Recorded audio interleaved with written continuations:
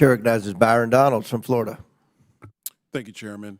In 2019, President Trump warned of the horrible consequences of the Chinese Communist Party filling the void if Americans could not find federally approved tobacco products. To date, the Food and Drug Administration has only approved 34 vapor products, despite millions of applications submitted to the Center for Tobacco Products. The disastrous Biden administration instead allowed illegal Chinese vape products to control more than half the market. This is one of the such products. This is Lost Mary, flavor is ginger beer. Mr. Bentley, does the American consumer know what the contents of this Chinese vape are?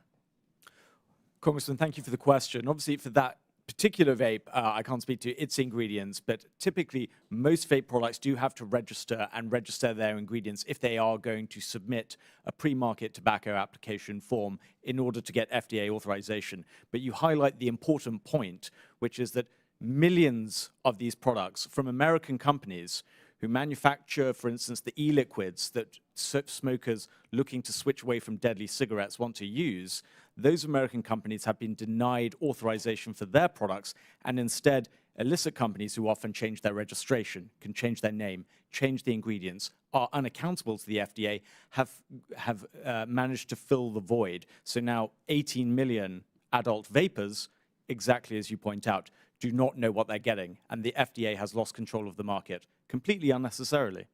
Does the FDA even have a multi-agency task force to combat the sale of illicit vapes?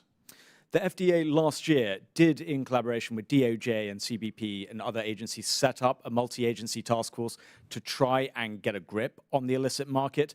But unfortunately, that's FDA passing the buck to other agencies already overstretched, like DOJ and CBP, when the solution for them, which wouldn't need any more staff, wouldn't require any more funding, is to change how they evaluate how to authorize these products in the first place. They can do it quicker and better, as other countries such as the United Kingdom, Canada, New Zealand, Germany, France, all of these countries have tens of thousands of authorized e-cigarette products with no problem with mass levels of, for instance, youth vaping that we all want to reduce. So it is possible for FDA to change its practices and get the products that will save millions of Americans from smoking by switching to a safer alternative. Let me ask you a follow-up question to that.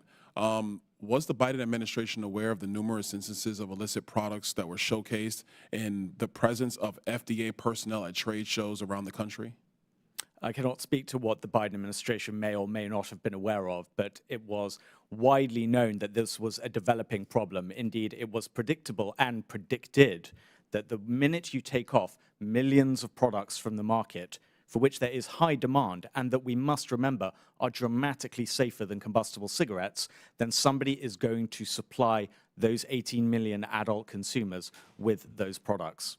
Well, listen, to be clear, I'm not against Americans who want to use vaping products or tobacco products. I think it is important for the American people to understand that the previous administration did not do the job of making sure that there were products on the shelf where they could clearly understand what they were consuming or ingesting.